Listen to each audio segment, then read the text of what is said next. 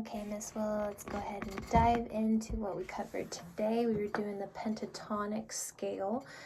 This one was the G1, and we were making it this way because this way doesn't imply to cover all the frets that I'm wanting you to do with your middle finger.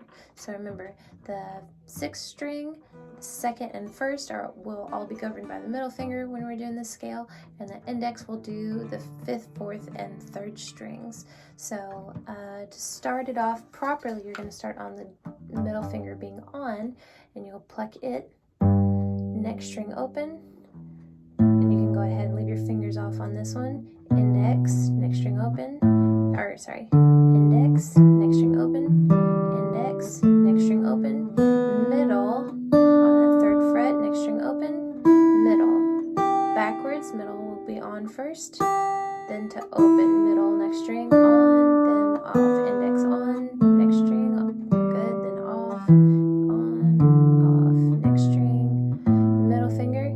Now you can finish it off by doing this, middle on, off, then back on, form the G chord and play. Sorry. So one more time I'll run through it just so you can see how it goes.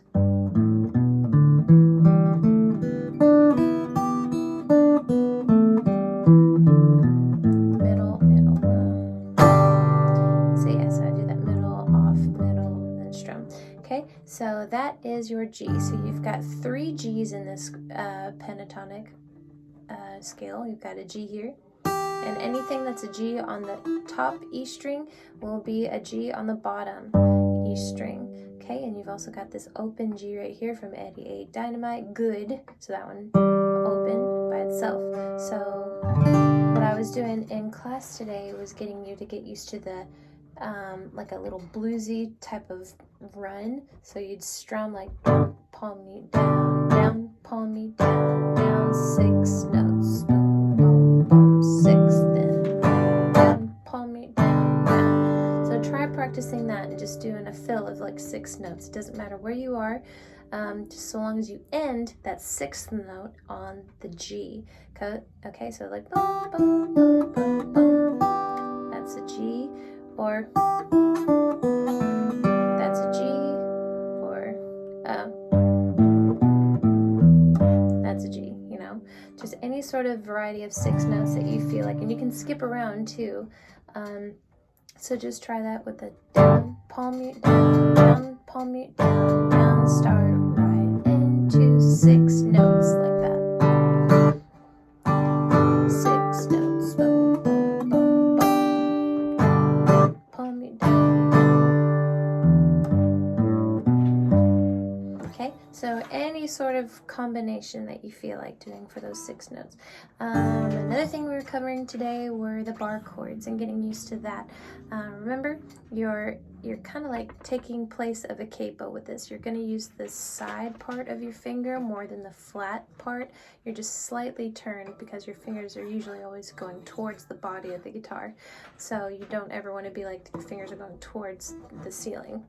But it will be for certain chords when we get to that point. But just to get used to the whole, like that, you can use all your fingers just pressing down. You can start up here, you can start back here. Granted, it's harder back here. So starting somewhere up here, maybe on the 10th fret or so, and just putting that pressure down, clamping your fingers, your thumb and your index into the neck, into the fret. You should be able to get all of those in time. Now, if you get 2, if you get 3, and then the others are like this or something like that, just keep trying to squeeze through it. And then let go and let your fingers breathe or whatever, and then put them back on. And just try to repeatedly get that. Now, it takes time, but it's better to start now than later. Okay, and the other chord that we were learning, just getting used to, will be the F sharp minor. The simple version is 3 strings across, and then you've got your index and your ring finger and your pinky up here on the 5th and 4th string, skipping a fret. Middle finger's not doing anything, just your index is slightly turned on its side, as like I was saying earlier. And then that one, you'll play 5 strings. That's how it should sound when practice playing it. And the other one was the E major. So it looks like the A minor, 2, 4, 3, but you're going up 1, 3, 5, 4. Okay, so that's your E major. So we'll work on that for that song for next week. Listen to that song and try to come up with a strum pattern. You know, take up 4 beats in a measure, like down, up, down, up, down, up, down, up, and then X out the ones that you think could fit to make the strum pattern fit the song. So work on that, and I'll see you next week. Great job today. Bye.